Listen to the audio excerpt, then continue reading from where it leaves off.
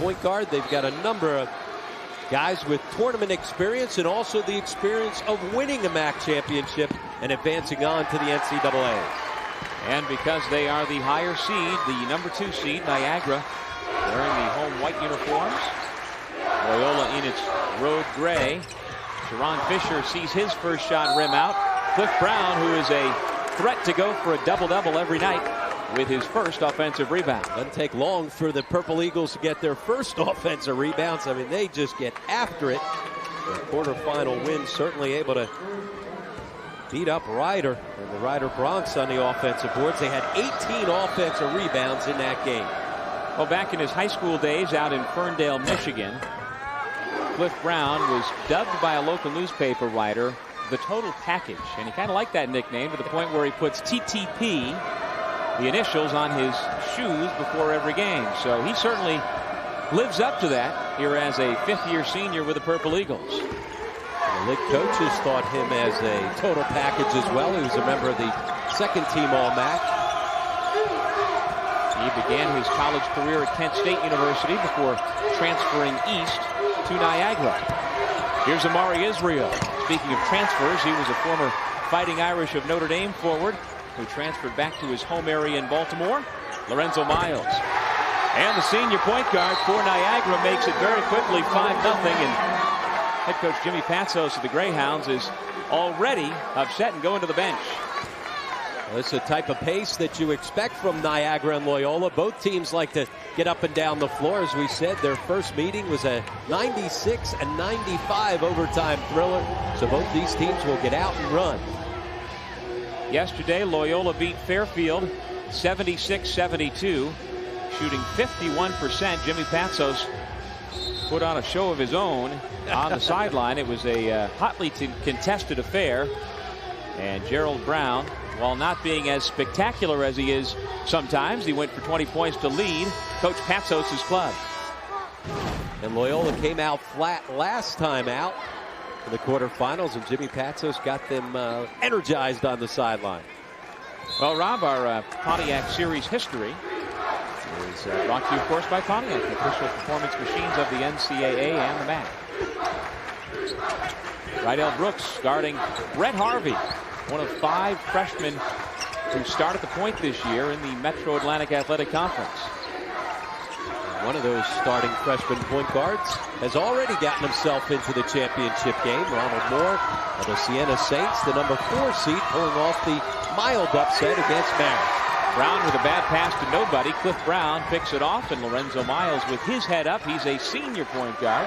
What a novel concept. Yep. Last night, Niagara did a great job of forcing turnovers and then turning them into points at the other end against Ryder. Miles kicks to J.R. Duffy, who misfires on his first attempt. Another offensive rebound for Miles, who puts it back up. And Gerald Brown clears the glass. Jesko Alujevic, also Jawan Wright in the ball game, a sophomore from Agawam, Mass. Alujevic made some big plays coming down the stretch. A huge 3 on a kick out. Came up with a couple key defensive rebounds and converted from the line. Part of that survive and advance, escaping a tough game against Fairfield. Although Loyola's senior captain is called for the carry, the official Joe DeMeo right next to Alujevic, and he determined that he put his hand underneath the basketball, and that was a carry. We see the dribble. On the high dribble, he turns it back over to the Purple Eagles. Sharon Fisher breaks the pressure. Duffy has Brown with him. Finds his senior teammate who missed the dunk. Jawan Wright, nice defense.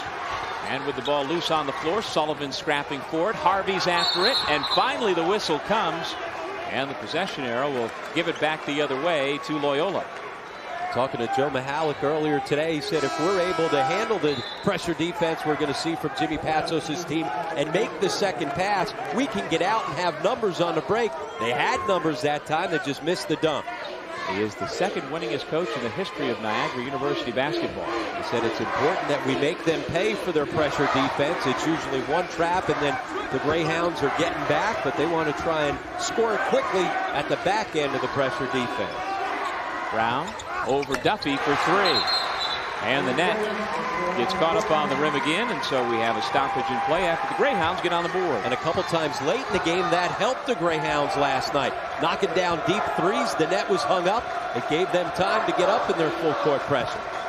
Some of the numbers that Gerald Brown has put up this season have been extremely impressive, over 22 points per game. He's the first MAAC player since Luis Flores a few years ago to win 3 straight MAAC Player of the Week awards. And he was a first-team All-Star, one of 3 juniors on that first-team squad. And he had 20 points last night in the quarterfinal win against Fairfield, but he struggled to get those 20 points, just 6 of 16 from the field.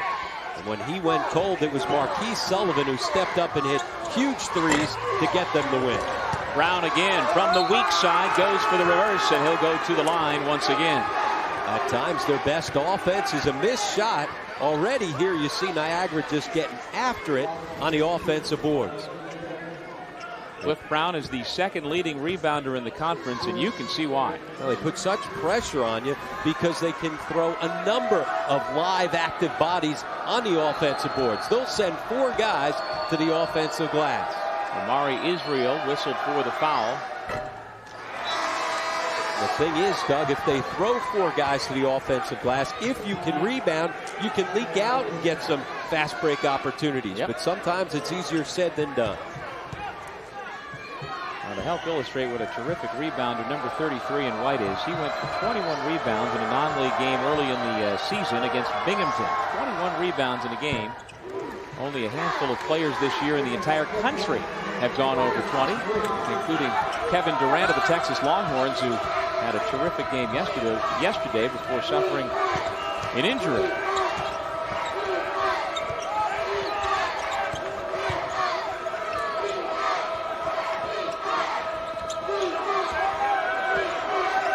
Shot clock under 15. Brown looks to go one-on-one with Miles. And he's 2 for 2 from downtown. Riding the big dog. He's off to a quick start, knocking down a couple threes. As we said, he can score at any place on the floor. He'll put the ball to the floor, get to the rim. He'll not take you out beyond the 3-point line, and he'll also take smaller guards into the post and post them up. Tyrone Lewis has come into the game. He passes to Brown, who steps out and buries a 3 of his own. Nice screen in. Alujevic a little late getting out over top of the screen. Everything coming from beyond the arc. All 4 field goals so far have been 3-point shots until Alujevic banks it home. And Harvey able to get deep into the post, forced the defender to step up, and then dropped it off. 9-8 Niagara with the basketball and the lead. Miles can't get it to fall. Alujevic making sure that time the Purple Eagles have just one and done. Well, you know they want to run, but you can't run if you don't rebound. One and done at the other end, and into the ball game for Niagara. Stanley Hodge, junior point guard, with the ball into Sharon Fisher. Series of up fakes. Nice job by Israel to stand his ground, and here comes Gerald Brown the other way. He finds Israel, who is fouled by Hodge, and number 32 will head to the line to shoot 2. So after the slow start, Loyola no longer flat. Jimmy Patsos is always fired up, and now his team showing the same type of energy as they've cut the lead to 1.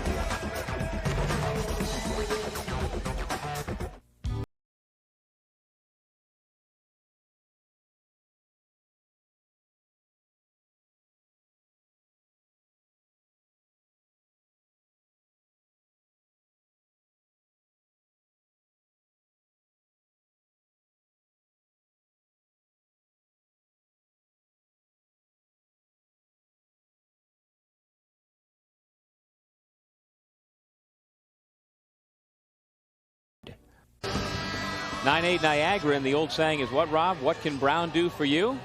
Well, in this ball game, one Brown on one end can do a lot.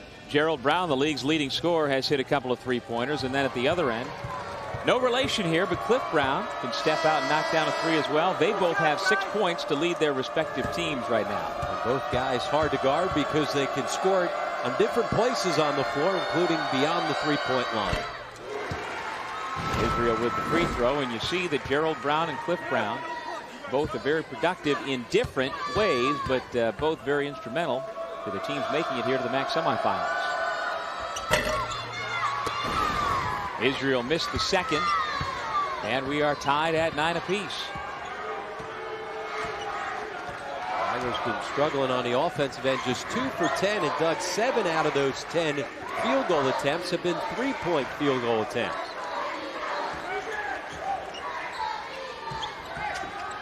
Fisher off the window and in. And that's where he's most effective. He's one of the guys that's gotten a 3-point attempt off, but Fisher gets a lot of his work done inside in the paint. The junior forward from Pennsauken, New Jersey, makes it a 2-point game. Israel's tip-in rimmed out, and so Niagara with the lead in the basketball. Tyrone Lewis sees his shot rim out. Israel's outlet over the head of Brett Harvey and into the scorers table. And I think Jimmy Patso is showing that, well, at least we held him to one and done, and, you know, turnovers are going to happen. But much calmer at this point tonight than he was last night. Wasn't when it was 5-0, though. All of a sudden took the quick timeout, and he was looking to chest bump somebody, as we said, when he was back in the hallway there watching the end of that Marist game. The caged lion, and all of a sudden you let him out. Talk about a guy that brings energy and enthusiasm along the sideline. The former Providence Friar is on fire. 12-11 Loyola. And you had the sense he struggled from the floor, as we said last night. Not struggling tonight. A perfect 3 for 3 from beyond 3. But don't get the false sense that he is strictly a 3-point shooter. Here goes Fisher off the up fake from 14. Brown has it knocked away off the leg of Gerald Brown and out of bounds. Niagara will get it. And Jimmy Patsos upset on the sideline because his team has not done a good job blocking out. He said they've got to hold their own on the boards, and they did in each of their 2 meetings. They got out-rebounded, but it was by just 2 rebounds in each of those 2 games. Israel dribbles up. Out there with Michael Tuck, the 2007 6th man of the year. And that is Tuck picking up the personal foul. Said one of the keys was for Niagara getting after it on the offensive glass, and if you're Loyola, you're just trying to hang in there on the board. J.R. Duffy comes back in as we see the rebounding advantage early for the Purple Eagles. For Niagara, 6 of those 9 rebounds are on the offensive end. Rydell Brooks inbounds. Brooks and Hodge in the backcourt now, along with Lewis, Brown, and Duffy. So only 2 starters on the floor currently for Joe Mihalik's Purple Eagles. Brooks into traffic, and he's called for the charge. Nice job by Michael Tuck to stand his ground. Well, he does so many things. Talking to Joe Mihalik this morning, he said, you know, he was watching tape as he was talking to me on the phone, and Michael Tuck was making another play. He said, boy, that guy seems to kill us every game. You're right there, giving up his body, stepping over. Good rotation on the weak side defensive support. Well, Tuck is a remnant from the previous coaching staff. He's from Toronto, Ontario, and really has done a nice job, along with the man who just checked into the game, 6'2" senior Shane James. He's got the basketball now, of incorporating themselves into the new style of Jimmy Patsos. Israel working on Duffy, and he traveled. We've seen a little bit of that here this weekend, where Israel's feet don't keep up with what he wants to do. And that time he shuffled his feet and gives it back over to Niagara.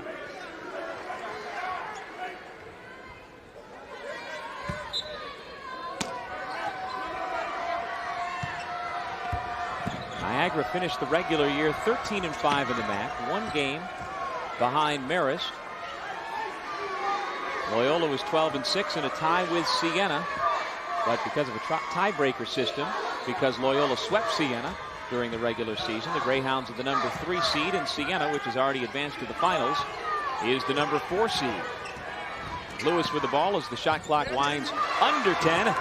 And the freshman from Levittown, PA, has his first 2. You get a good look at Tyrone Lewis, a member of the all-rookie team, and a guy that certainly had a terrific freshman season.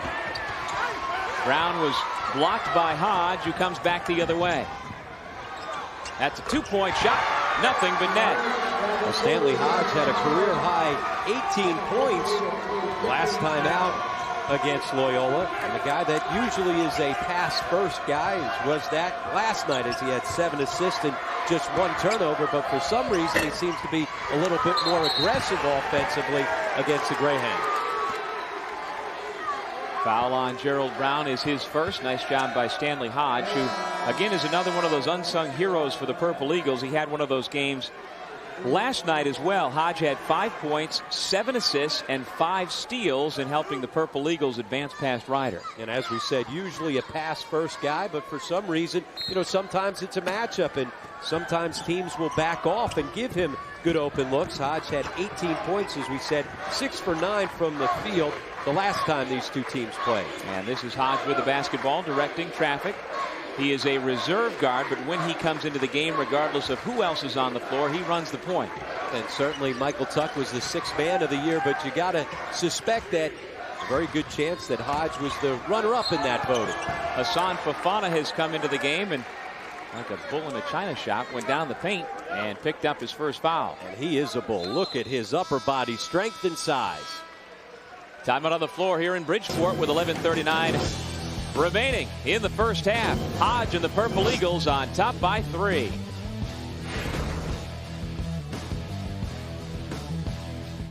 "450 years of Jesuit tradition are woven into a Fairfield University education, an education characterized by academic excellence and service to the community.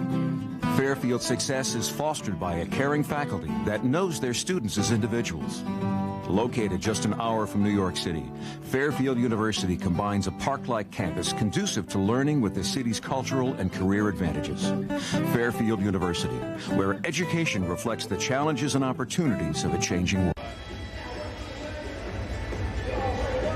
Lots of folks who made the trip up from Baltimore to root on the Loyola Greyhounds are here in large part because of Jimmy Patsos. Either directly or indirectly, the head coach of the Greyhounds has invigorated the program, and he must go through a lot of Gatorade every game, but he has people traveling to follow this basketball program, and that's never happened before. Oh, he's turned everything around. The year before he got there, they won 1 game. They've now won 18, but it's not just in the win column. Done a great job right from the start of getting some energy and enthusiasm back into a program that was basically at that point in time one of the worst programs in the country.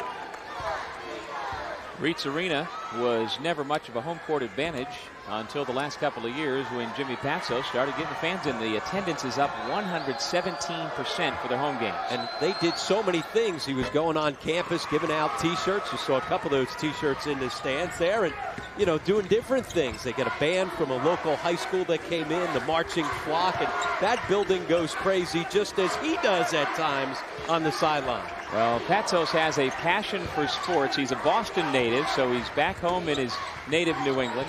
He played his college ball at Catholic University down in Washington, D.C. And now he's got his first head coaching job at Loyola.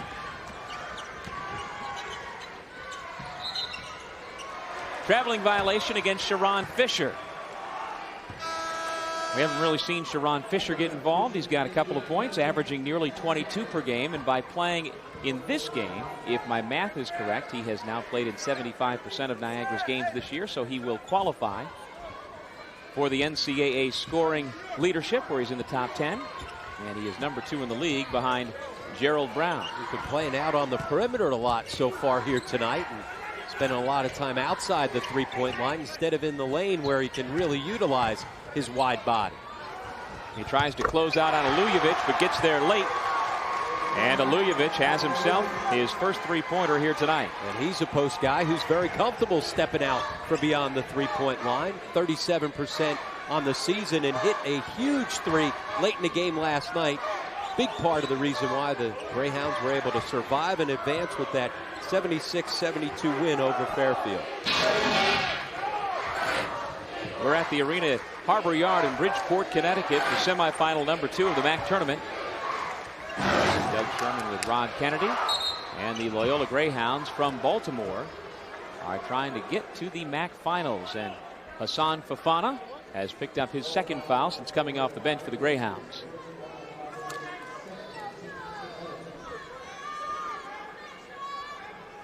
Check that. That's just number 1 on Fofana. So when I said going to break before that he was the bull in the china shop coming from behind, somebody must have been called for the foul on the front side. So just number 1 on Fofana.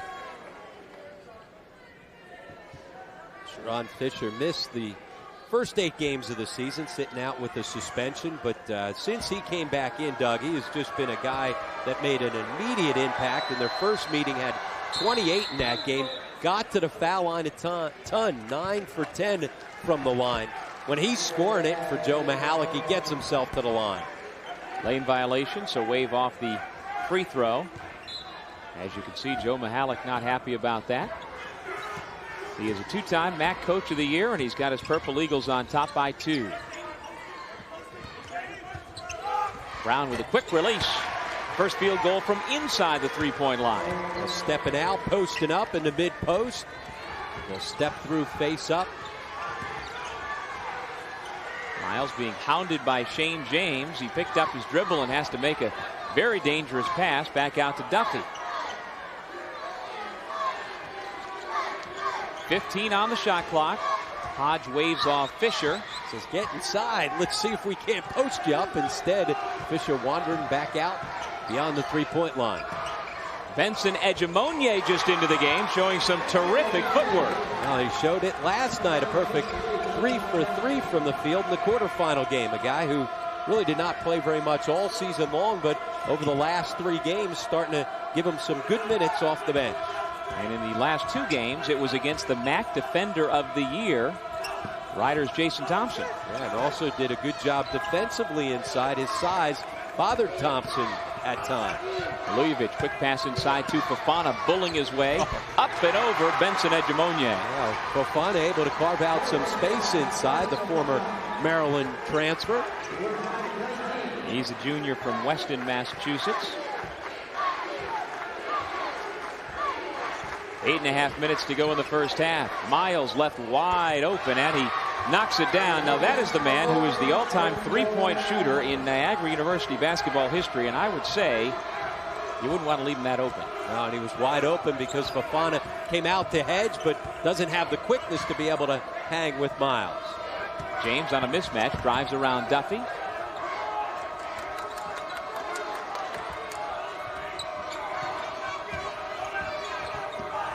Harvey drops it off to Fofana. Terrific looking setup for the freshman point guard. He's been able to come off that high ball screen and get deep into the lane. And when you do that, you put pressure on the defense to step up and rotate. He's been able to find the open man. Sharon Fisher a little short on his three-point attempt. Duffy and Fofana go flying. And it's a jump ball. Takedown. Joe Mihalik saying, that's a foul, Joey, that's a foul. But not here. It's a held ball, and we'll take a break. 7:47 left to go in the first half. What does it take to be a leader?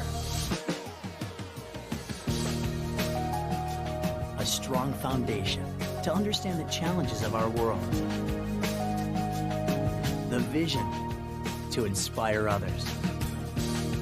The desire to make a difference.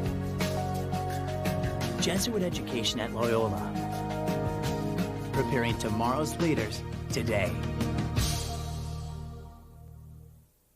I know most of you just graduated high school last year, or maybe you've been working for a while, seen some things, done some things, but nothing has prepared you for what's going to happen now.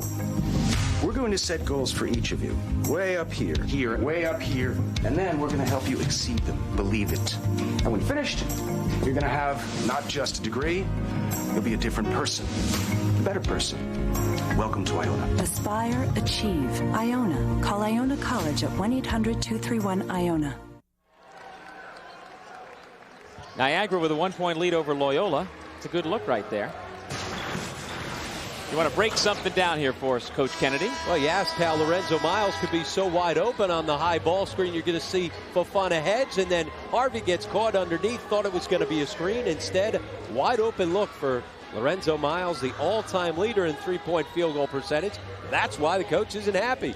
You know, it's one thing if it's a guy that doesn't make threes who finds himself wide open, but when it's a guy like Miles who shoots it so well from deep, you got to make sure you get out and get a hand in his face. And it's always the assistant coach's fault, right?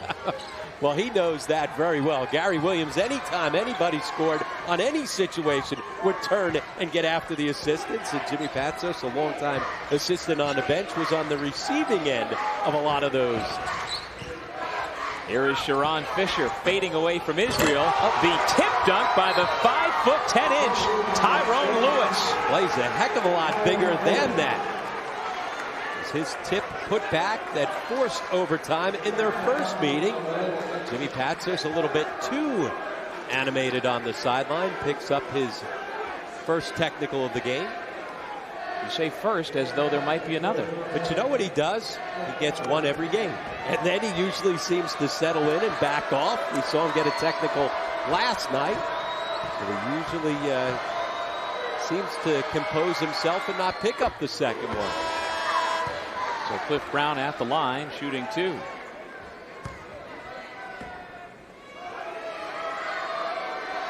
Cliff Brown was the member of the second team All-MAAC squad in the preseason, and he followed up by making it in the postseason when it really counts. He's got 9 points now to help lead the Purple Eagles as we take another look at the Lewis tip dunk. What do you think Coach Patsos was getting after on that? Not quite sure. Just sometimes he gets himself out of the box. It's not always just yelling at the officials, but he's so animated on the sideline. Well, maybe sometimes it's yelling at the officials too. It's a little bit of everything, but sometimes he tends to step out on the floor every now and again. Michael Tuck was not here for the award ceremony when he was honored as the MAAC 6th Man of the Year. So when Jimmy Patsos stepped up to take the award, I said, well, a few officials agree with that because at times he is the 6th man on the floor, Jimmy Patsos. Well, during yesterday's quarterfinal action, he was working the sideline defensively, where it looked like he was double and triple teaming the action as it was going on out there. And when the game's over, he came over for the post-game interview. He is soaked, not just his shirt, his jacket, his tie, everything. How about the move by Tyrone Lewis? 6 points now. The average is over 11 per game.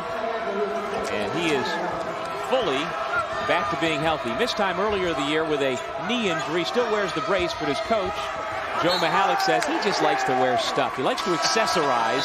So you see him with the sleeve on his leg, and he's got wristbands and the knee brace. But rest assured, Tyrone Lewis is healthy, as we've seen on the last 2 offensive possessions. Oh, he's got great instincts and a guy that can really make plays. You see his athletic ability on that tap dunk and the quickness to get by people. Cliff Brown with the finish. I missed one dunk, made sure he didn't miss a second. The throw over top against the pressure defense gets him an easy one on the back end. Niagara in the midst of the 8-0 run. Israel can't get the roll. Alujevic with a nice soft putback. Well, we see so many times Niagara getting easy buckets inside on the offensive rebounding. That time it was Loyola taking advantage. Alujevic, who had a good game in the quarterfinal, having a good first half here in the semis. Up and over the backboard. It'll stay down at this end.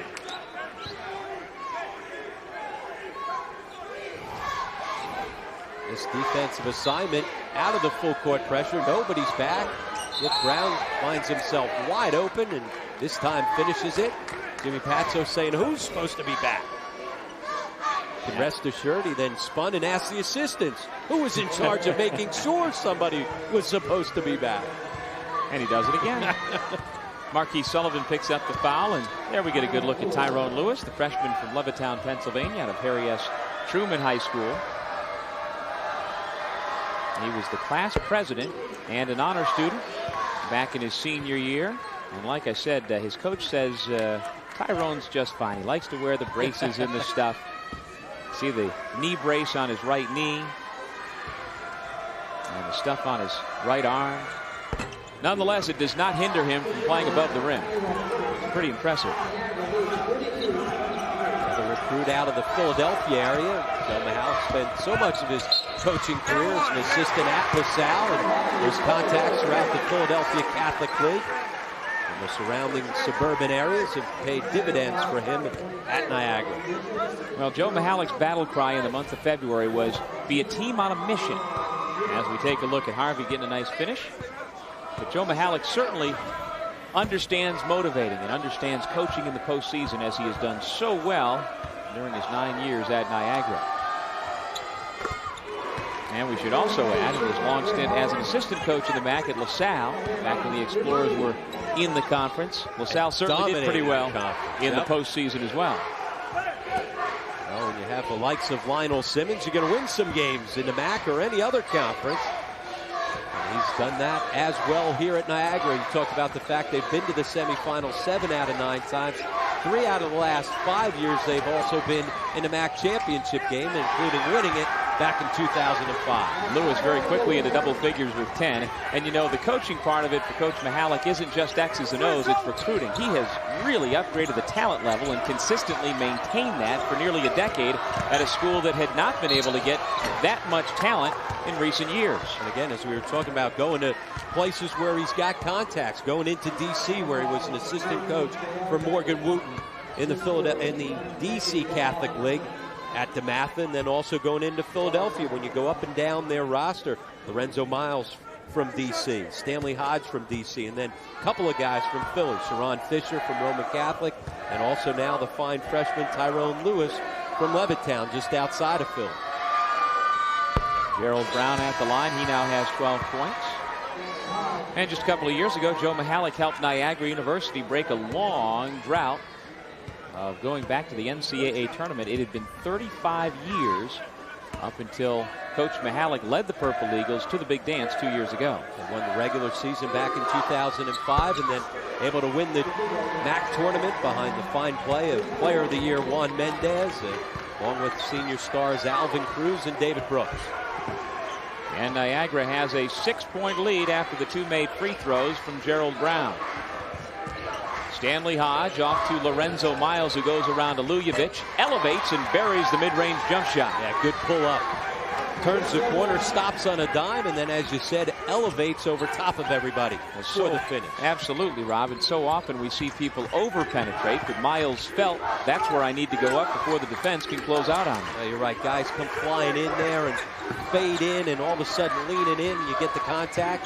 So I want to stop on a dime and elevate.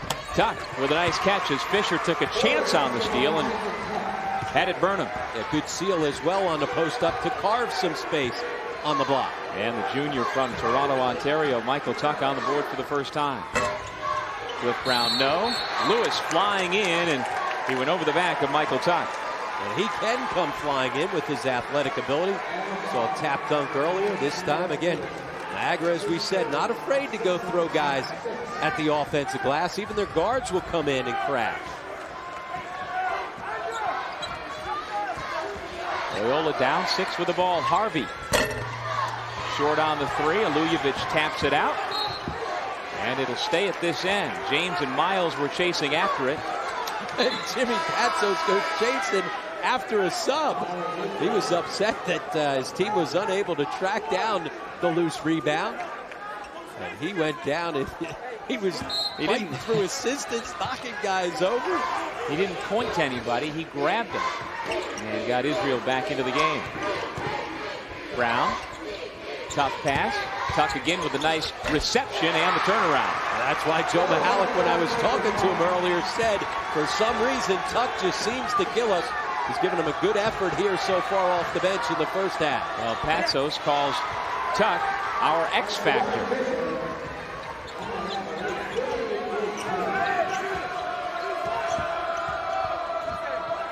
Fisher just 2 for 8 from the field. As we said, he's been hanging out on the perimeter too much. He's got to get himself inside where he's more effective. Brown draws the foul and will head to the line to shoot 2.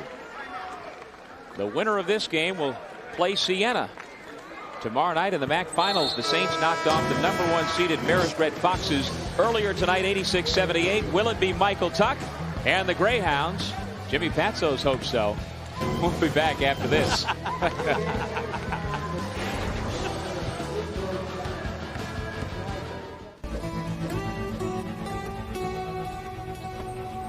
Every choice really does make a difference. In you. In how you see the world. In where you'll go and what you'll do. In the people you'll touch. In the lives you'll change. Including yours. Niagara University. Education that makes a difference. We're back in Bridgeport with the Loyola Greyhounds trailing by 6 in the MAAC semifinals to Niagara, but not for lack of effort from their head coach. Well, sometimes you want to make sure you get the sub in. Watch Jimmy Patsos up in your left-hand corner. This is one way to get the sub in there. He's pulling guys in, tackling them in. He was not happy with the defense effort and wanted to make sure he got a guy in there. Talk about some energy on the sideline. There's more boxing out going on the bench than there is for Loyola on the floor. As we said, a big part of their turnaround wasn't just as far as wins and losses, but the excitement and enthusiasm that he's brought to that campus. And obviously his recruiting, his ability to go out and get transfers. Gerald Brown, the former Providence player, able to transfer in and contribute right away. Andre Collins last year, one of the big reasons why they were able to turn everything around. So Jimmy Patsos has been able to use transfers to come help jumpstart their program. And one of the other big influences in the coaching life of Jimmy Patsos was the man he played for at Catholic University, the late Jack Bruin, who went on to coach at Colgate before passing away several years ago. Sharon Fisher hits the 20-footer. Now he's been hanging around the three-point line, finally gets one to fall. 8 points now for the first-team all-conference power forward. Tuck, Brown, Israel, Alujevic, and Harvey on the floor with just over 3 minutes remaining in the first half here at the arena at Harbor Yard. Alujevic has been perfect offensively tonight. Israel looking for Tuck again. Stays away from the double team but can't get the ball to fall. Tyrone Lewis outfights the Greyhounds for the basketball. Stanley Hodge. Here's Cliff Brown. Waited a little too long. The double team came down and knocked it away, but then Harvey makes the mistake of giving it right back to Niagara. It was 5-on-4 for a moment as Gerald Brown had leaked out the other way, but Hodge thought better of trying to attack, and he'll just set it up. Joe Mahalik was yelling from the bench, settle down, let's make sure we execute into half court. Fisher with the spin, but he lost the handle.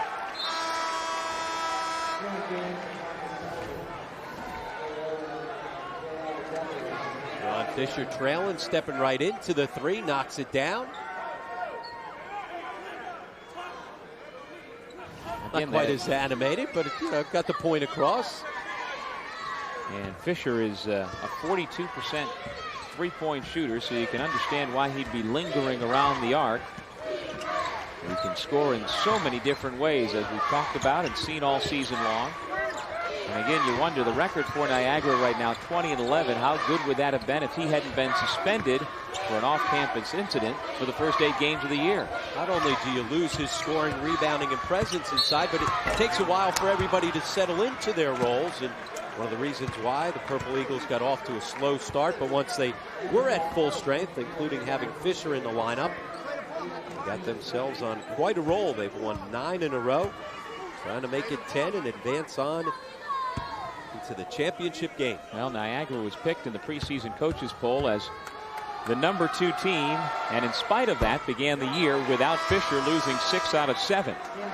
So they overall were 2-6 without Fisher, their true catalyst. But they have certainly turned it on here as February's turned to March. Marquis Sullivan back out, Shane James back into the game for the Greyhounds. Michael Tuck gets the roll. And Amari Israel will check back in, replacing Tuck. And the thing you got to like about the Purple Eagles, Doug, is they can beat you a number of different ways. They can get out in transition, push the pace, and outscore you, but they can also go get it off the backboard. So if they're not shooting the ball well, they've got an answer to that. That answer is offensive rebound.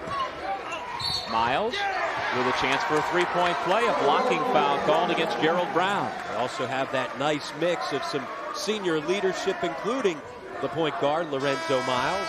Get some energy and effort off the bench as well. It's a team with a lot of different weapons. Sullivan and Tuck check back in.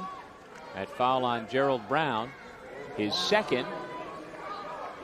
And with 1:36 left in the first half, Jimmy Patsos will leave him in, at least for now.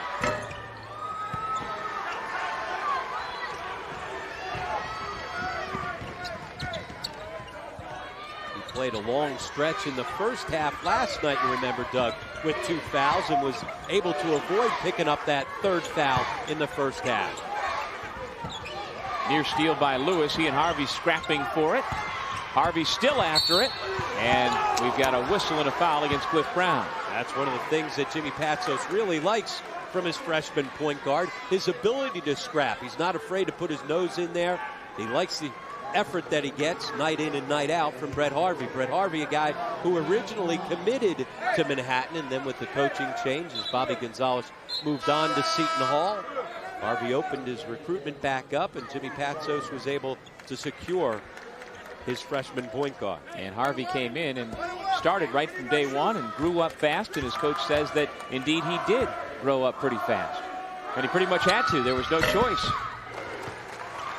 Although, as we've talked about before, he has the luxury of having Shane James, the starting point guard the last 3 years for the Greyhounds, coming off the bench, and more often than not playing starters minutes and being on the floor during crunch time. Michael Tuck checks back out.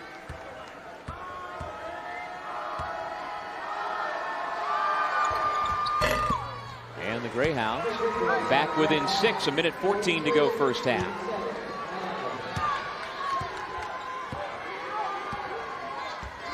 Hodge, Miles, Lewis, Brown, and Duffy on the floor for the Niagara Purple Eagles.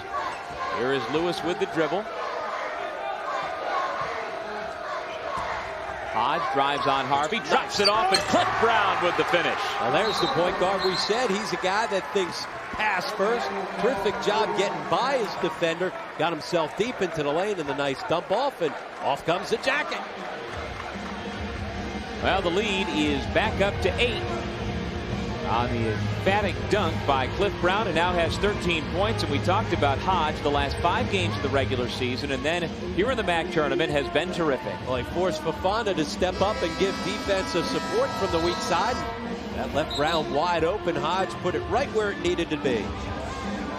Well, next year, Joe Mihalik will have the luxury, while you're losing your starting point guard, Lorenzo Miles, the all-time 3-point shooter in school history, as we see what's coming up at the intermission, of having a Stanley Hodge who can step right in. He'll be a senior next year and run the show. And again, you've got Tyrone Lewis, who's more of a combo type guard, but he's got options, and that's the way he has run that program, that he has gone seamlessly from year to year. Well, when you build a program, you've got to have guys in every class. So as guys graduate and move on, you've got guys who have had experience and have the ability to step up and take on expanded roles.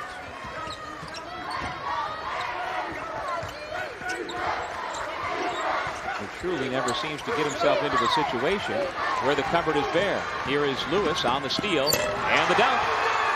There's his quickness and his athletic ability. Plays with a lot of passion and charisma. Lewis has already exceeded his season average. As you see, 12 points on 5 of 8 shooting, or 5 of 6 shooting rather.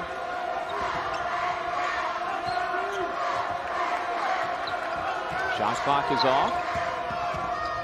Trying to get the ball in Brown's hands, but Miles keeps it out of his hands. There's a spot where Israel over-penetrated. Should have pulled up. He had an open 10-footer and instead picks up the charge. And credit Lorenzo Miles. They were trying to run the play to run Gerald Brown off the screen, but Miles, fighting over top of it, forced the basketball into Israel's hands. Not comfortable handling it that far from the bucket.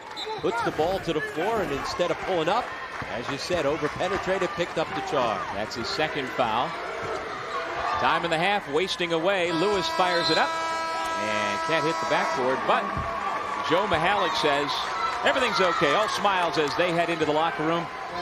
Joe Mihalik playing traffic cop as half his team goes one way, half his team goes the other. Jimmy Patsos heading in with a whole different mindset. Niagara with a 10-point lead, 47-37. Here in game number 2 of the MAAC semifinals. Back in Bridgeport, Connecticut, and you see Marquis Sullivan for the Greyhounds. He's another key here in the second half, Rob. He's got to get on track. Sullivan with no points. He averages over 13 per game, but in that first half, he had only 2 shot attempts. Yeah, good second half last night when he was the guy that got them going in the second half to come from behind, win against Fairfield. He's going to have to do the same here tonight. And right on cue, he tried to get it going on the first possession, but came up short. To begin the second half, you've got Miles, Duffy, Brown, Rydell Brooks, and Sharon Fisher. This is Fisher inside to Brooks, and he's fouled by Sullivan. And that personal foul on Sullivan is his second. He and Gerald Brown and Omari Israel each have 2 fouls. On the other side for Niagara, Fisher has a couple of fouls. And here is Rydell Brooks at the free throw line. Freshman from Akron, Ohio. He too has yet to score here tonight. Until right there. Also, J.R. Duffy has not scored. He's a guy who scores 11 per game. Yep, and a guy that gets off a lot of shot attempts, a lot of quick shot attempts. Looks a guy that's in their starting lineup, even though he doesn't play a ton of minutes because they get such good production off their bench from both Hodge and Lewis. Here is Gerald Brown, leads all scorers with 15 to Sullivan again, trying to get him on track, and they do. He's got his first points here tonight. Well, you can see Jimmy Patsos and the coaching staff talked about that at halftime, trying to make sure that his teammates don't forget about going back to Marquise Sullivan. Fisher off the up fake, missed it. Rydell Brooks hustling after it, and then Israel is called for the pushing foul. That's his third. One of those points of emphasis this year. You got guys from both teams going after the loose ball. You notice that you see so many more foul calls in that situation. Sullivan moving without the basketball. Nice feed to find him right there by Brown.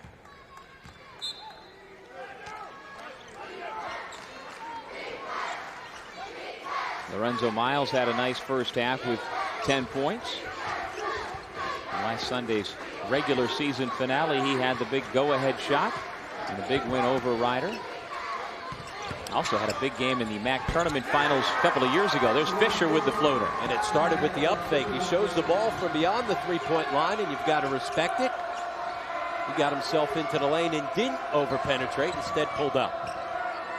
Well, even though, as we talked about last night, Rob, Sharon Fisher has not played in a MAAC tournament until this year, the Purple Eagles certainly do have plenty of tournament experience, including the man with the basketball right now, Duffy from the baseline. But many of these players were key parts of that 2005 championship team that went on to the NCAA tournament. And even though it was senior dominated, Miles, who has the ball now, had 16 points in that MAAC championship game. Here he is on the backcourt, cut, getting fouled. They were role players, but guys with big roles. So certainly they weren't the focal point of that team as the 3 senior stars were, but guys that stepped in and had big contributions throughout the regular season and then in the conference tournament as well.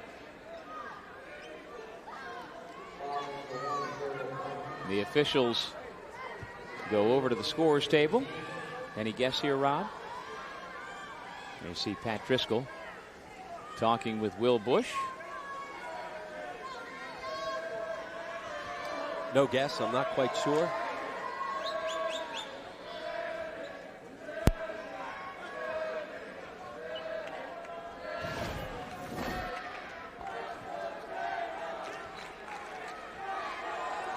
Miles getting up in the face of Gerald Brown.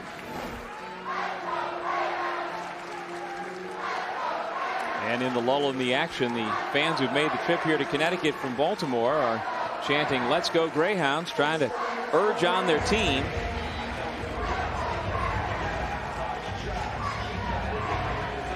We saw after the foul, Lorenzo Miles got up into the face of Gerald Brown. Those guys started jawing at each other, and I think we've got a technical foul on Lorenzo Miles, and that's why Marquise Sullivan will step to the line to shoot the foul.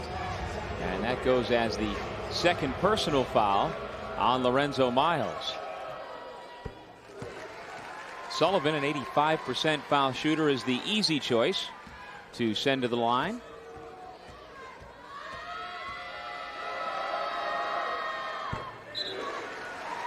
And so Sullivan now with 4 points in the first couple of minutes of the second half, as you see the technical foul on Lorenzo Miles. He and Gerald Brown went face to face as we take another look. Hard foul given by Brown, and then Miles right in the face. And a little swipe of the hand, and you see Pat Driscoll signal the technical. And I think it was the swipe of the hands and not necessarily both guys getting up in each other's face. And so now off of the Gerald Brown foul, Miles at the line shooting 2.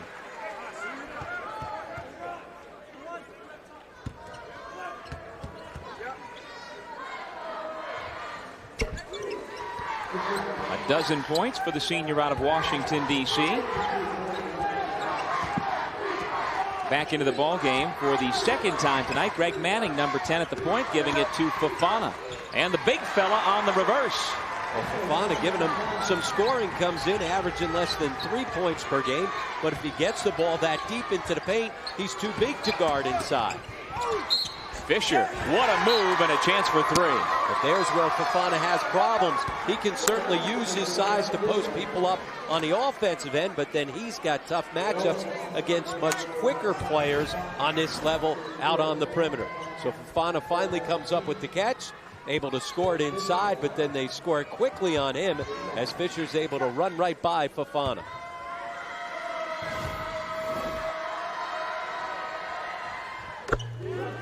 Fisher now with the Baker's dozen. And that is the lead, 56-43. Once again, good scoring balance from Niagara. 4 players in double figures already. Tough pass to handle for Fofana in the double team. Terrific look to Tuck. He doesn't get the roll, but the foul goes against Duffy. Well, Fofana sensing that the double was coming big to big, so good interior passing to find Tuck. Foul number 3 on Duffy. Interesting to see how Jimmy Patsos has played Greg Manning, his 6-foot junior point guard, more late in the regular season and here in the MAAC tournament after not giving him much playing time at all during the rest of the regular year. And tonight just looking for a spark. His team sluggish a bit. Here is Michael Tuck.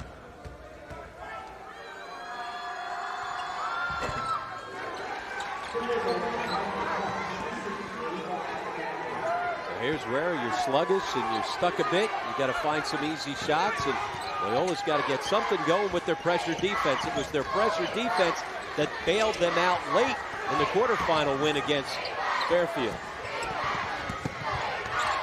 Duffy catch and shoot from Miles, well short. It goes out of bounds.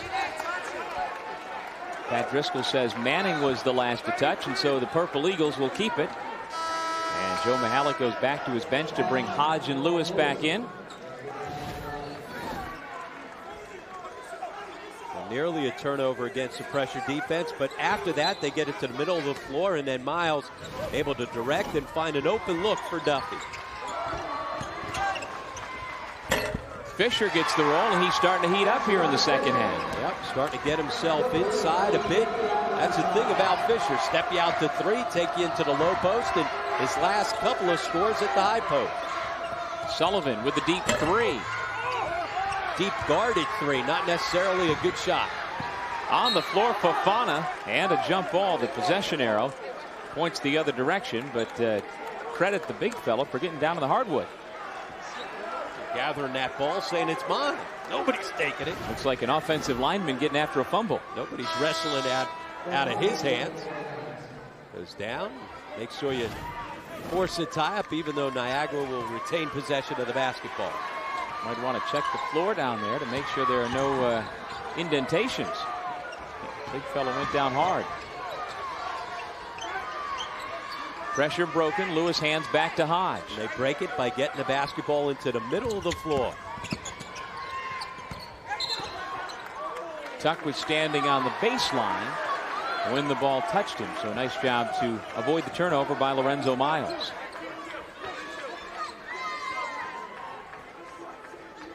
Now this has been a big stepping stone season for Loyola. Big wins in conference at Manhattan, against Marist down in Baltimore, at Siena in overtime, then against this Niagara team in overtime down in Baltimore. But really they're being kind of lulled into it. It seems like they're just desperate for a spark, down by 15 all of a sudden. They've got to get something going. Michael Tuck, as we said, at times has been a guy that's been able to deliver, especially against Niagara. But you're right. Right now they've got to get something going. They continue to try and stretch the floor with their pressure defense. But Niagara's handled the basketball and have been able to attack for some easy buckets at the backside of that press. Sullivan will replace Harvey after Tuck picked up the foul. Doug, you were talking about some big stepping stones for this Loyola program. Now with their 18 wins, they're able to break the record for the most regular season wins with 17. You go back to 1979, but last night was a big stepping stone as well, winning a game in the MAAC tournament. Sullivan further trying to get involved. He's now got 6 points all in the second half, and then the offensive foul drawn by Greg Manning. Well, you said they were looking for a spark, turnover, and conversion on the break gives them some energy. So Hodge picks up his second personal, and the junior from Alpharetta, Georgia, receives a hero's welcome back in the Loyola huddle. We'll take a break with 15:57 left in regulation. The Hodge elbow sends Manning to the deck, and Patso says, way to use your head.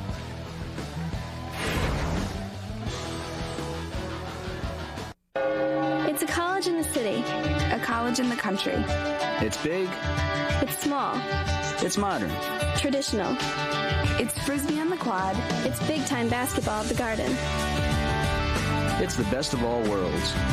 Manhattan College.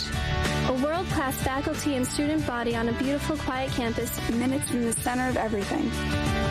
So come be a part of it. Manhattan College. The best of all worlds.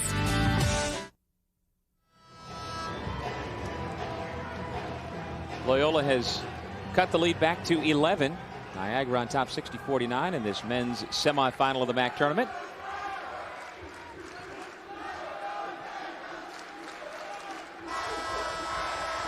Jimmy Patso's club trying to pick up its 19th win of the year. Manning with a great inbound pass to Brown, who caught it and laid it in. A good execution out of the timeout. You had the ability to set up the baseline out of bounds. Said they were looking for a spark. They've gotten it right here. The lead back down to 9. Cliff Brown now playing with some cotton stuffed up in his nostril. Kicked it back out to Miles, who has the three-point shot. Big answer. Loyola on a run. They've got some energy and momentum. Deep threes like that can break the momentum. Miles with 17.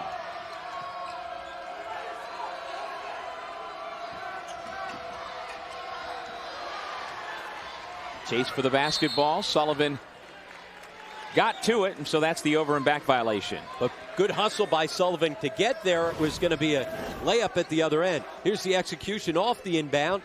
Gerald Brown comes as if he's coming off the screen and instead goes back to the left side to get the layup. Miles and Hodge in the backcourt with Lewis. And then here's Sharon Fisher. Lost it on the way up. And a foul called against Loyola. Fisher again stepping into the middle of the floor against the zone defense that time. Able to find the opening at the high post.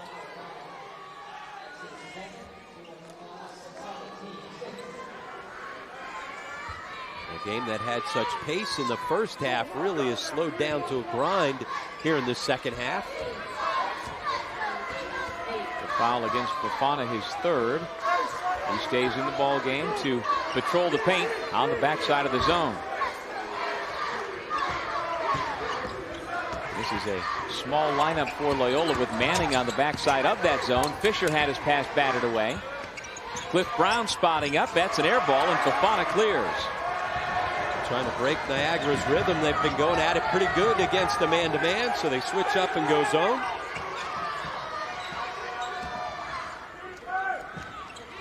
Sullivan guarded by Miles. Back out to Gerald Brown with 20 seconds on the shot clock. And Miles did a good job keeping the ball out of Marquis Sullivan's hands. He goes one-on-one, and Hodge draws the foul. As you can see, Hodge saying, I was just standing straight up. You jumped into me, but it's Hodge who picks up the personal. And Gerald Brown, very good going one-on-one, takes it back between his legs. You see the ball fake. Good call by the officials, because you see Hodge with his arm leaning over. Tried to sell the officials that he was straight up, but he was not. So Gerald Brown shooting two. This season, Aeropostal is donating a t-shirt for every free throw made during conference play to youth groups in the MAAC community. And this season at 2,500 and counting on this next to last day of the MAAC season. The championship game is tomorrow night at 9 o'clock on ESPN2. Siena is already in the championship game. And the winner of this ball game will take on the Saints for the title. At the half, it was 47-37 Niagara thanks to an 8-0 run midway through that first half. It was a 1-point game until the Purple Eagles had a burst. And as usual, Niagara has multiple people in double figures. They always get good balance, it seems. Yeah, good scoring balance, and they've got a number of guys that can also handle the basketball. One of the reasons why they've taken care of the pressure defense. Duffy after the air ball. And Duffy was the last to touch. So the Greyhounds get the ball back, down by 10.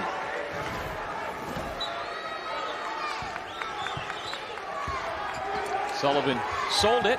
The officials either listened or said, "You're right." One way or the other, Loyola with the ball, trying to cut it back to a single-digit deficit. Fofana with a whistle. On the way back up, he's got a chance for a three-point play. And well, you get the sense that that spark has come, and Loyola is inching its way back in. And one of the places that it's come from is Fofana doing a good job making sure that he takes advantage of his size inside in the paint. As we said, you've got to make sure that he scores the basketball. Because of his size, he can certainly carve out some space inside, but on the defensive end, he's got tough matchups against quicker guys on the perimeter. 9 points now for Fofana. Jimmy Patsos directing traffic as his club is pulled back within 7. Blocking foul near midcourt against Tuck.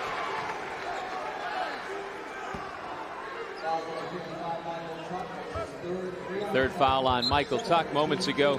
Lorenzo Miles picked up his third for Niagara, so some of these guys are getting into a little bit of foul trouble. Will still lots of time left on the clock, Rob. Greyhounds in the midst of an 11-3 run with Tyrone Lewis heading to the free throw line. The changing defense. They got a couple turnovers out of their full court pressure, but then falling back into the zone defense. That allows Fofana to stay on the floor on the defensive end and not be in those tough mismatches against the quicker guys on the perimeter. And now Niagara with 13.5 minutes to go in the bonus. They're going to shoot a lot of free throws here. Well, they do just about every game because they put pressure on you. When you go get offensive rebounds, a lot of times it's a rebound and a foul after that.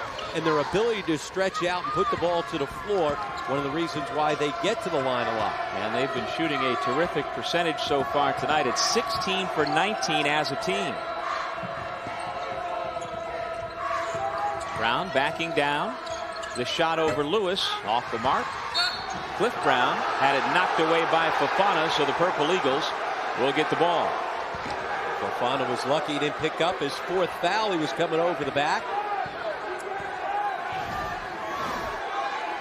See Fofana coming over his back. Looked like after he knocked it out that indeed it did go off of Brown's hands.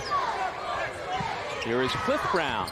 Hits the three with Fofana right in his face. So each of the last 2 times that Loyola was able to get the lead into single digits, Niagara's been able to respond with a couple big threes. Manning short on his three. It'll be Loyola ball. How about this for balance, Rob? For Niagara, Miles has 17, Brown has 16, Fisher 15, and Lewis 14. Can't get much better than that. And again, with so many different guys able to stretch out from beyond the three, also post up, they've got good scoring balance because they've got guys that are multi-dimensional. Loyola, meanwhile, has just one double-figure scorer, and of course that's Gerald Brown with 19 to lead everybody. Alujevic back into the game. He's been quiet here in the second half after a big first half. Amari Israel has also checked back in. He has Fisher on his left hip. If he just spun back the other way, he'd have an open layup. Instead, it's a three-pointer by Sullivan that's off the mark. And Alujevic picks up the foul. Absolutely, Doug, and that's why you've got to catch and locate the defender. Instead of figuring out where he was, he already predetermined where he was going.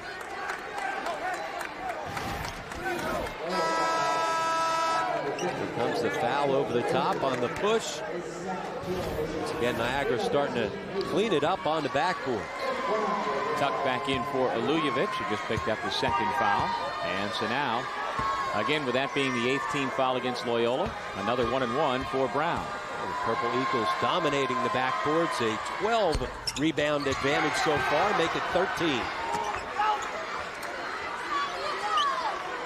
Well, this Niagara team is just a well-balanced, well-coached club that, again, had they not lost so many games to that suspension at the start of the year, not just for Fisher, who was the primary target with the 8-game suspension, other players missed time as well. If not for that, you can only wonder how many wins they'd have at this point. Yeah, Tyrone Lewis missing some games to injury, and we showed you a graphic earlier on. There's a foul there in transition. Sullivan able to find a bit of an open look. Duffy trailing, trying to challenge, as you know that Marquise Sullivan's a terrific three-point shooter, and you know that sometimes you can find those threes in transition. Duffy coming from behind. A little basketball, but a little arm as well. And so the senior out of Fort Worth, Texas, picks up the foul, and Sullivan will shoot 3 because he was fouled in the act of shooting a three-point shot.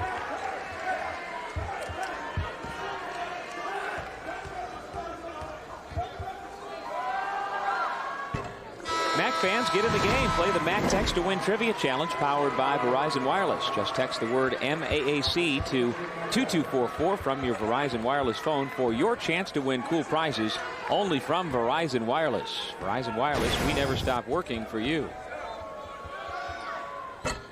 Well, we talked about the fact that Sullivan was going to have to get into the ball game on the stat sheet here in the second half. He had nothing in the first half, and he has picked it up a bit with 7 so far here in the second half.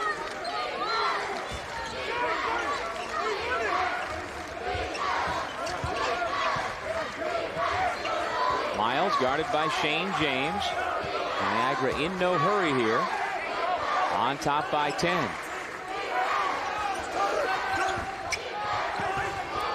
Brown from 17 rattles it around the rim, off the backboard, and through. Well, he's been able to find the soft spot right at the foul line area.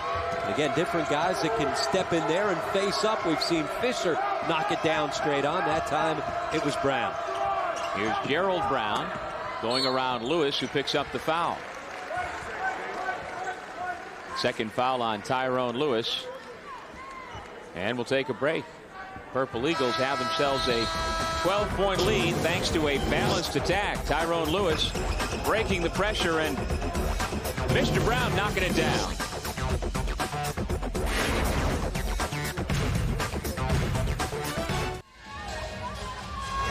We're back in Bridgeport, Connecticut for the MAAC semifinals.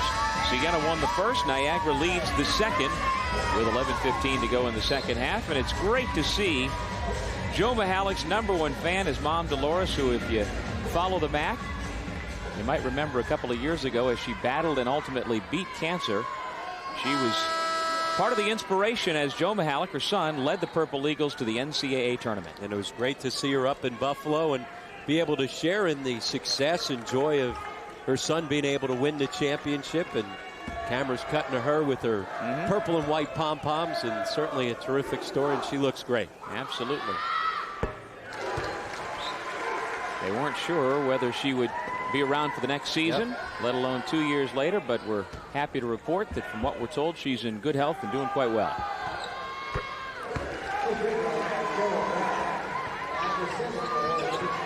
Gerald Brown now with 21 points. Niagara very calm and cool against the pressure. Get the ball in close to the basket, and even though they lose it, very calmly take it out, and their junior point guard Hodge settles it down. And you can be calm when you've got guys that can handle the basketball. With Hodge and Miles on the floor, it's basically like 2-point guards. Shane James with the strip from Fisher. Shot clock down to 7. Tyrone Lewis very aware of that. Israel with a big block shot. He then kicked it out of bounds, and so Niagara will have it with 2 to shoot. A lot of options here. Yeah, but it's got to be a catch and shoot option. You don't have time to do much more.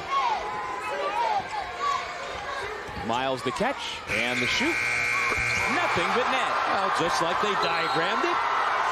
Well, when you're the all-time leader in three-point field goals in school history, every once in a while you got to get one like that to fall. Well, that certainly could be something that stems that momentum Loyola had been building over the last few minutes. They had been defending quite well and forced Lewis and the Purple Eagles into a very tough chance, but apparently not so tough. Nothing but net.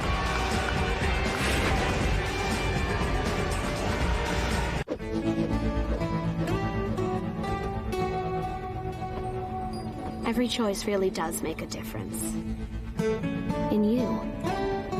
In how you see the world. In where you'll go and what you'll do. In the people you'll touch.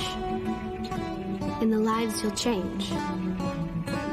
Including yours. Niagara University. Education that makes a difference. We're back at the arena at Harbor Yard, the home of the Fairfield University Stags, serving as the host school for the MAAC tournament for the first time, the 2007 Bank of America MAAC Basketball Championship here in southern Connecticut. And so far, the crowds have been good, and we've had good energy in the building. And based on all of that, I would imagine that we may see the conference coming back to these parts down the road sometime. The league has primarily used Albany as its home base for the last 15 years or so, with the tournament having made stops out to Buffalo and one trip down to Trenton, New Jersey. But here in Bridgeport, Gerald Brown still has his touch. He's up to 24 points on the night. Once again gets the lead down to 10, and Loyola's a team with their full court pressure. If they can force turnovers, as they do right there, and the way they shoot the three, they've got the ability to make up double-digit deficits. 73-63, Loyola hanging around.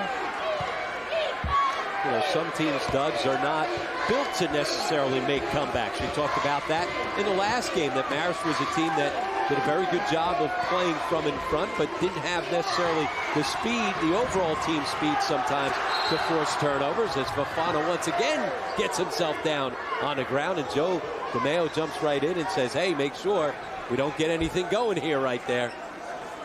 Well, give Fofana credit once again for giving up his body and going flying after the loose ball. But as you said, Joe DeMeo jumped right in there. Flying it. Joe's a tough guy. He's not going to take anything. And Fofana, one of the guys that's given Jimmy Patsos a spark here in this second half, takes the seat. You start to say, though, this is a Loyola team that can score it quickly, spurt it. And because of that, certainly they've got the ability to come back. They certainly are not lacking for talent. Gerald Brown is the primary guy whenever you think about putting points up on the board in a hurry. Miles off the dribble. James the weak side rebound for the Greyhounds. Not the time in the game where Niagara needs to start falling in love with the three-point shot. Start putting the basketball into the paint. Tough. He can't get the roll, and Cliff Brown the rebound. Gerald Brown had great position and went up for the tip, but the ball hung on the rim just long enough that he couldn't get it. And so the Purple Eagles come back the other way.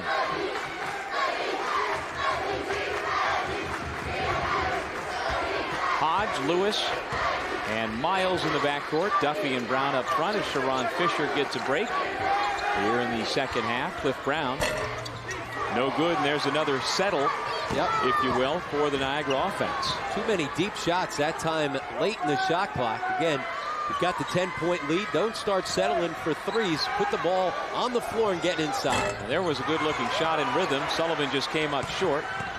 Alujevic to James. Back out Gerald Brown. Nice up fake. Now he steps back for the three. And Duffy with a long rebound. Well, when he didn't have the clean catch, he would have been better off finding a teammate. Stanley Hodge, great use of his body to keep Tuck away.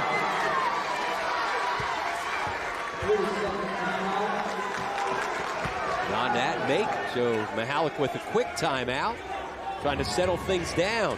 That time Niagara didn't settle for the three. Instead, by putting the ball to the floor, found an easy bucket. Now Loyola had multiple chances at the other end, and when they didn't, Niagara made them pay. Hodge pushing the tempo and doing a nice job to finish with Tuck all over it. It's some Matador defense right there. Nobody stepped up to stop the basketball on the break. MAAC basketball fans, you can win great prizes in the MAAC Pathmark Slam Dunk program at your local Pathmark store. Now through March the 9th, when you use your Pathmark Advantage card to buy select flavors of Capri Sun, select Kool-Aid Jammers, or select Nabisco single-serve tray packs, you are entered to win a Pathmark gift card and round-trip travel on JetBlue Airways, or a gift card from FYE. For more information, visit your local Pathmark store or log on to the conference website, MAACsports.com. Gerald Brown with an air ball and now a jump ball. Gerald Brown has forced each of the last 2 shot attempts. As we said last time, after the ball fake and the step back, he never came up with the basketball cleanly, instead fired it away. That time another quick release in traffic. Want to try and find shots, but you got to make sure that they're open shots. Well, Brown has shot well tonight, 4 for 5 from beyond the arc. He's hit all 8 of his free throws, but he's still the only double-figure scorer tonight for the Greyhounds. Meanwhile, the balance for the Purple Eagles continues to really be the difference. Another double-double for Cliff Brown, 18 points and 13 rebounds. That's his 15th double-double of the year. One of the leaders in the country. Lewis, meanwhile, with a tough shot, he's got 16 points and a chance for more. That's why Joe Mahalik took the timeout the last possession to make sure that he got his guys being aggressive, putting the ball to the floor, trying to get to the rim. The Niagara Purple Eagles looking to make it to tomorrow night's MAAC championship game on top by 14.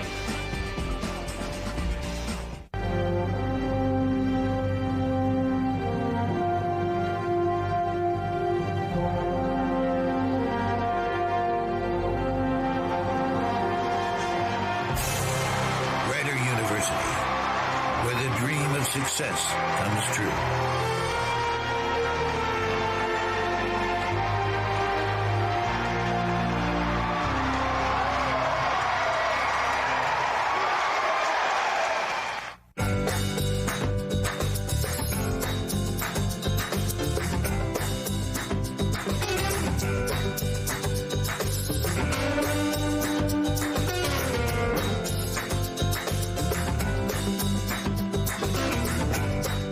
St. Peter's College, success is a team effort. St. Peter's College, education one student at a time.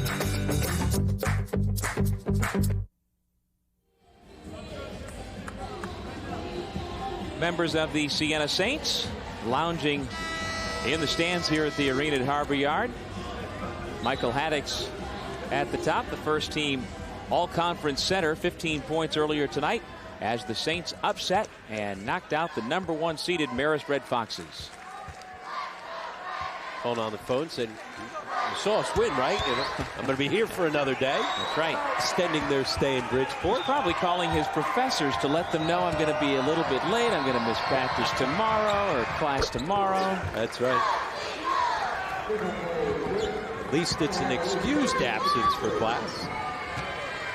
Letting the professors know to tune in tomorrow night at 9 o'clock on ESPN2 to see if Siena can secure a spot in the NCAA tournament. Alujevic, who has been terrific at the offensive end so far tonight, with a nice little lefty finger roll. With his first bucket of the second half after a big first half, they went away from him inside.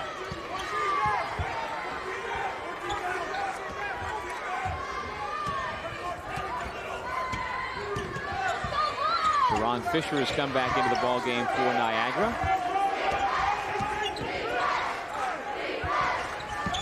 Miles guarded by James. Shot clock, as you see in the lower left-hand corner of your screen, down to 5. Miles bottled up. Fisher's going to let fly. Couldn't make it 2 in a row, but Hodge on the offensive rebound and reverse. Those are backbreakers right there. You do a good job defensively. They come up with a long 3. That almost goes in. But when he misses it, all of a sudden, what does Niagara do? They just clean everything up. You see the big difference as far as rebounding the basketball. They had just dominated the backboards here once again tonight. Well, we saw earlier here in the second half, about 4 or 5 minutes ago, the buzzer-beating 28-foot shot by that man, Lorenzo Miles.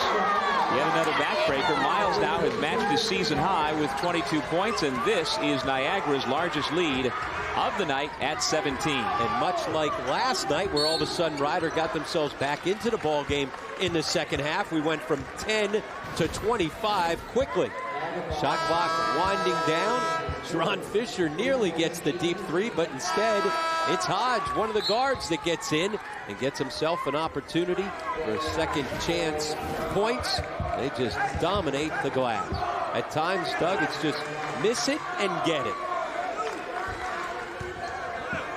18 points off 16 offensive rebounds. Hard to overcome that. Pretty good production, no doubt about it. And so Brett Harvey, the freshman from New City, New York, out of Clarkstown North High School, at the line.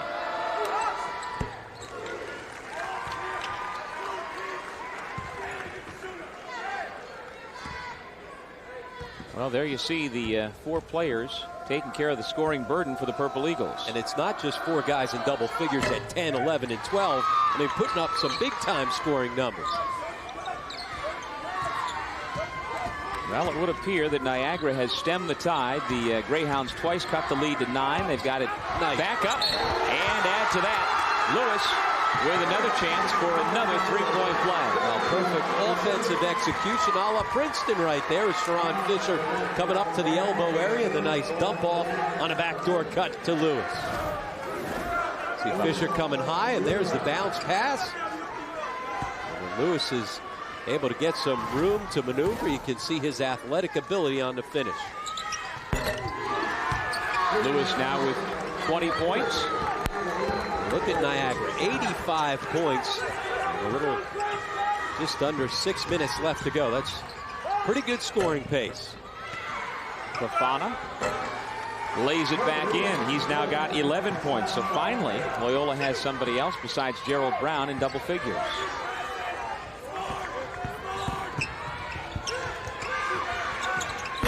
Cliff Brown, no. Another offensive rebound for Niagara. Miles back out to Hodge with 5.5 left on the clock.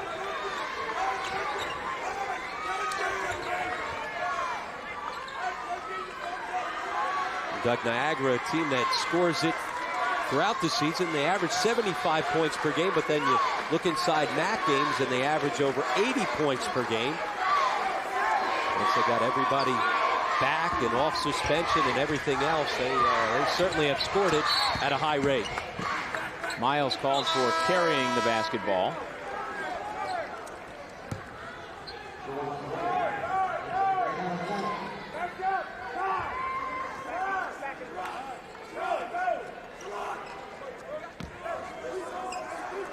.85-68, just over 5 to go.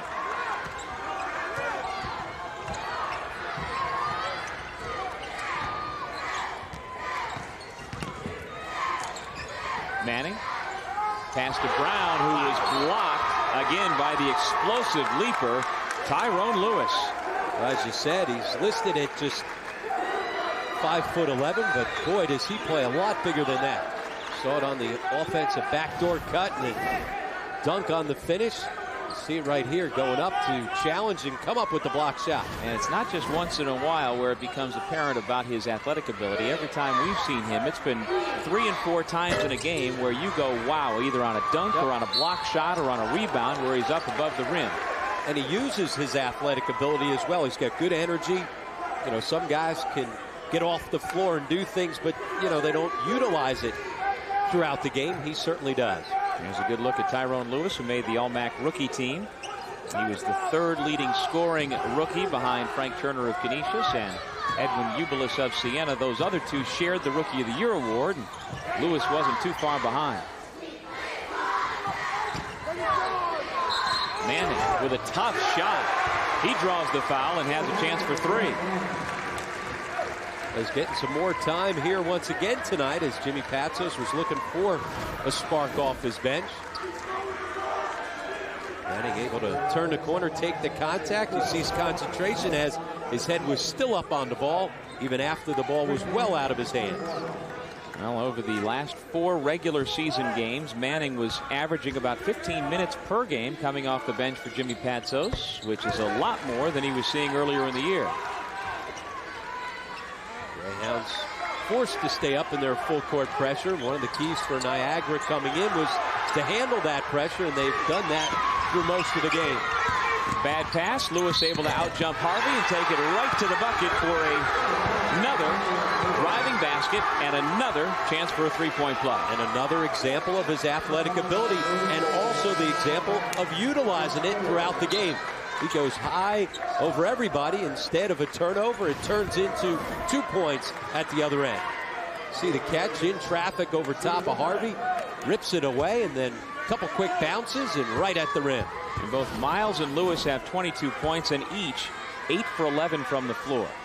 And those are the guys that have been handling the basketball throughout much of the game to attack the full court pressure. You turn it over against that pressure defense, that's when Loyola gets on a run and puts together a little spurt here, a little spurt there. Instead, Niagara's done a good job of taking care of the basketball and attacking at the back end against the press. So Miles sits down with his 22 points and his 4 fouls.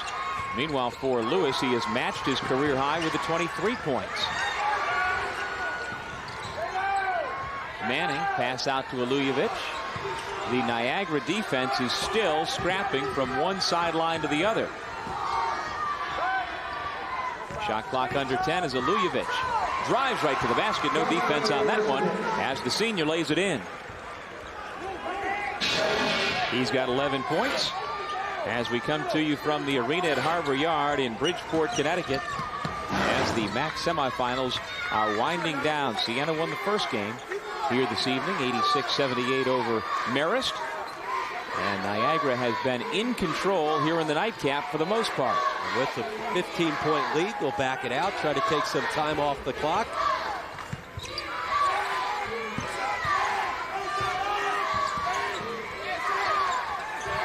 Gerald Brown goes down holding his right knee as Cliff Brown shoots it up. Play continues with Brown slow to get up, and now, you hear a sigh in the building as Sharon Fisher goes down hard. Great hustle. And up comes Fisher. As we said, this is his first MAAC tournament, even though he's a junior. He missed the first 2 MAAC tournaments of his career due to injury. And he comes up with a big smile as Gerald Brown limps back to the Loyola bench.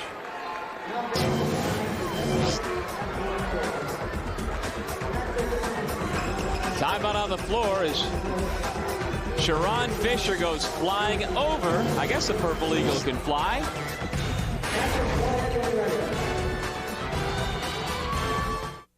This is Siena, a college that builds competence and character, where you're part of a team, a place of academic rigor that builds leaders, offering opportunity and values that prepare you for change, leadership, and life. The tradition, the community of Siena, educating for success, one student at a time. The MAAC Rookie of the Year, Edwin Ubilis of the Siena Saints. Hugs all around. They're heading back to the hotel to get ready for tomorrow night's MAAC Championship. As for this game's Pepsi Slam, it goes to another sensational high-rising freshman in the MAAC, Tyrone Lewis. Pepsi more happy. And it was a very good freshman class for the MAAC. We've seen so many of those young players on display throughout this weekend.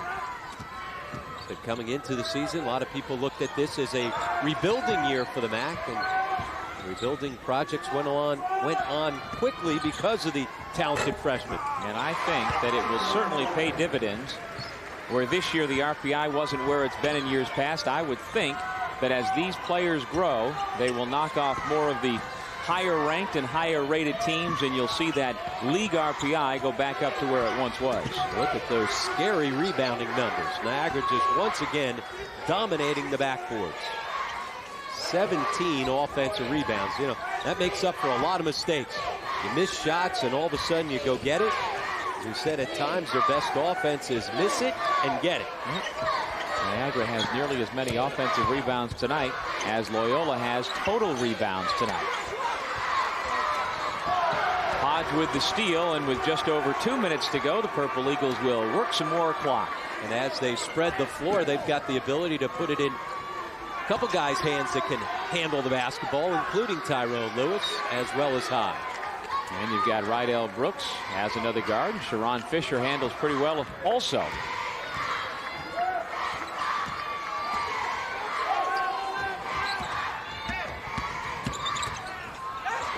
Alujevic knocked it away. Manning with Lewis to beat, and he does a nice job to maneuver around the soaring defender. And they're still alive if they can come up with a couple turnovers. Fisher attacks the basket, and Alujevic fouled him. Fourth foul on Alujevic. And Sharon Fisher looking to add to his total. It's been a big night for him. He's got 15 points.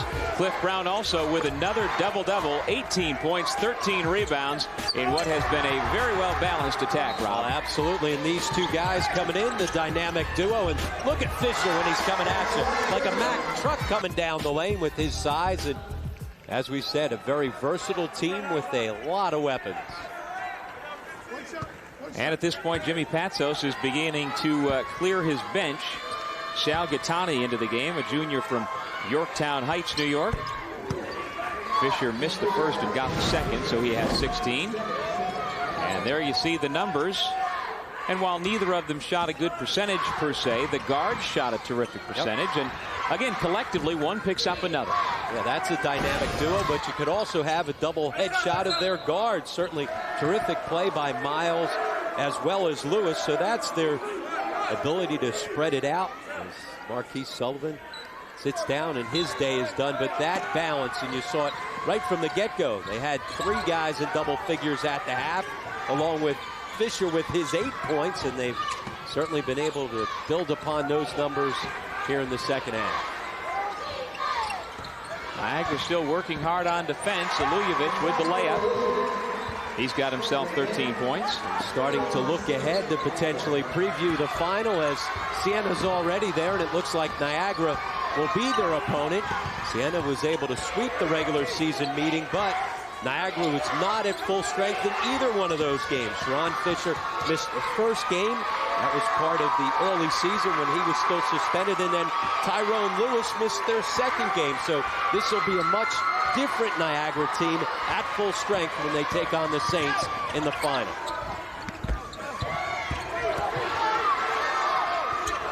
Shot clock was off, even though Niagara didn't hit the rim. That should have been a turnover, I think. Jimmy Patsos at this point has just resigned himself to the fact that, well, it really doesn't matter, but Niagara's going to play this thing out. Sharon Fisher holds, and Niagara, the number 2 seed in the MAAC tournament, will go on to the MAAC championship tomorrow night to take on Siena. And they have looked good in each of their 2 games here in the MAAC tournament. You and I talked about it on our regular season close in the last game, that we thought maybe Niagara was the most dangerous team coming into the tournament, and certainly the hottest team now, having won their 10th straight. It'll be a very good matchup as 2 teams that have been hot coming down the stretch, Siena and Niagara, for the MAAC championship. Joe Mihalik's club, as you saw, with the 10-game winning streak. That's the longest at Niagara since 92-93, and our Pepsi player of the game, Tyrone Lewis. Pepsi more happy.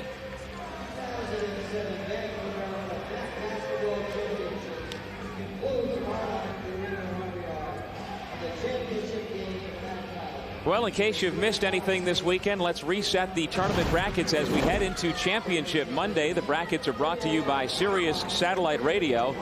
And through the first round and through the quarterfinals, everything went according to plan. But then earlier this evening, the first upset, albeit a mild one, Siena beat Marist.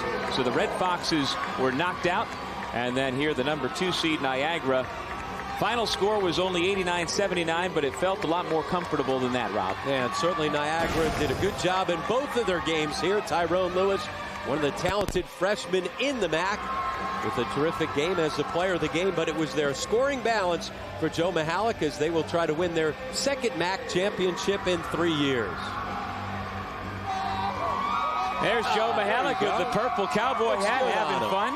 And the entire weekend and really the whole season, Joe Mihalik has had a smile on his face. That's the way his team plays, and they will take that into tomorrow night's title game.